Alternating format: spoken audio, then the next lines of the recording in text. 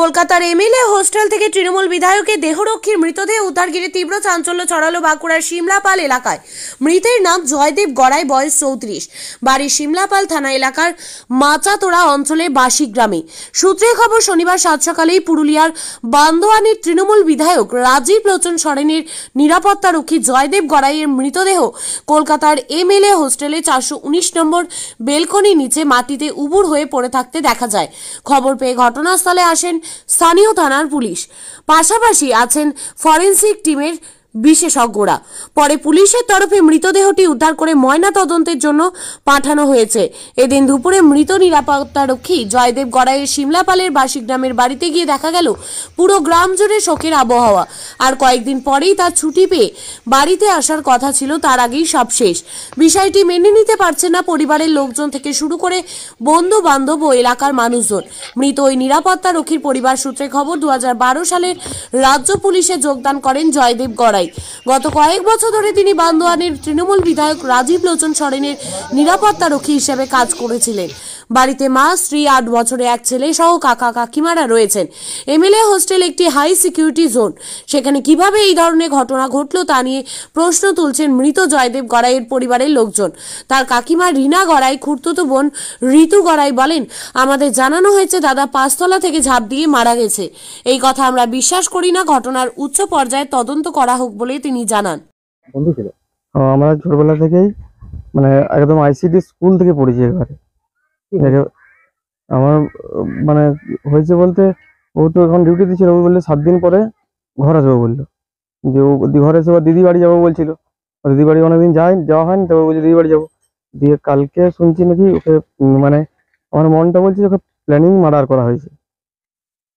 মারার তো কখন আছে আপনার কাছে? আমরা তো সকালবেলায় শুনেছি। তো কি আত্মহত্যা করতে পারে? না, কোনোদিনও সম্ভব নয়। আত্মহত্যা কোনোদিনও করতে পারেনি, কারণ ও সবসময় হাসি খুশিই থাকতো। কতটা সাথে মিশতো? একদম খুব ক্লোজ, একদম মানে খুব ভালো ছিল, হাসি খুশি, একদম খুব ভালো ছিল। উনি কোন বিধায়কের নিয়ে বলতে হবে?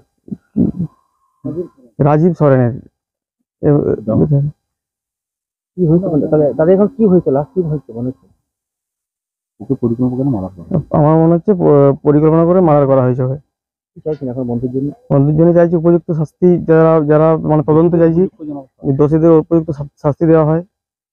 আমার এটাও মনে হচ্ছে যে ও হয়তো কোনো কিছু গোপন কিছু জানতে পেরে গেছিল, পুলিশ সার্ভিস করে, এবার কিছু জানতেই পেরেছিল হয়তো। এছাড়া একজন ও আত্মহত্যা করে ছেলে নয়। আমার নাম সঞ্জয় গড়াই। কত বছর চাকরি পেয়েছিল? 2012 সালে চাকরি পেয়েছিল। কি নাম বললে? আমার নাম সঞ্জয় গড়াই। কি হয়েছে ঘটনাটা? জানি না দাদার কি হয়েছে, কলকাতায় এমএলএর সাথে গেছিল, ওই বডি ঘাড়ি ছিল, বলতে পারবো না কি করে কি হয়েছে। 2012-তে দাদা চাকরি পেয়েছিল। কি শুনেছো? ওখান থেকে ফোন করে বললো, প্রথমে বলছে আপনারা ডেড বডি দেখেছেন, জয়দেব গড়াই মারা গেছে। তো কিভাবে মারা গেছে বলছে? ওরা বলে 5 তলা থেকে ঝাঁপ দিয়ে মারা গেছে। সত্যি? না, আমরা বিশ্বাস করিনি। 5 তলা থেকে মারা যাওয়ার ছিল নয়। কি চাইছি এখন? আমরা চাইছি সঠিক বিচার, কি করে কি হলো সঠিক তদন্ত জানতে চাইছি আমরা। তোমার নাম? ঋতু গড়াই। আমি বোন হয় ওর। কি হয়েছে, কি শুনেছেন আপনারা? আমরা তো আপাতত প্রথমে ফোন আইলো, বৌমাকে ফোন করছি, বৌমা বলে কাঁদছে দমে, কান্দি বলতে তোমাদের ছেলের অ্যাক্সিডেন্ট হয়েছে।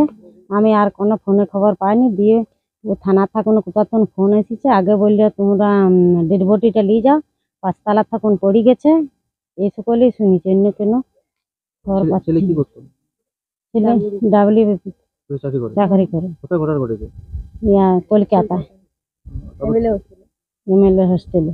তারপরে এখন মানে কি হয়েছে, কিভাবে মারা গেছে বলে ওখানে?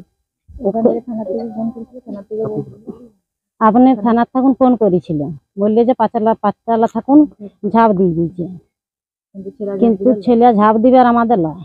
আপনাদের কি বলেছে আত্মহত্যা করেছে? হ্যাঁ, আত্মহত্যা করেছে। আপনারা কি মনে করছেন আপনি? আমরা তো ভাবছি যে কোনো কিছু করে দিচ্ছে, আমাদের ছেলে আপনার থাকুন মরিবে কেন, ঝাঁপ দিবে আর লয়। কত বছর আগে চাকরি পেয়েছিল? 2000 কত সালে? 10-12 বছর হয়ে গেছে। হ্যাঁ। তো কি চাইছেন এখন আপনারা? সঠিক বিচার। সঠিক বিচার চাইছি, আমাদের ছেলে কেন এরকম হইলো, কিসের জন্য হবে এরকম জায়গা, এমএলএ সুরক্ষার জায়গা কেন এরকম হবে, এটাই আমরা চাই বিচার। আমি ওর কাকিমা হই, রিনিয়া গড়াই।